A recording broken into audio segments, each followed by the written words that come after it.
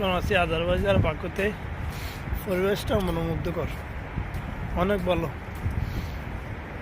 এমন পরিবেশে চায় জীবন থেকে যাওয়ার জন্য, কিন্তু চাইলে তো পারা যায় না, তাই চলে যেতে হবে।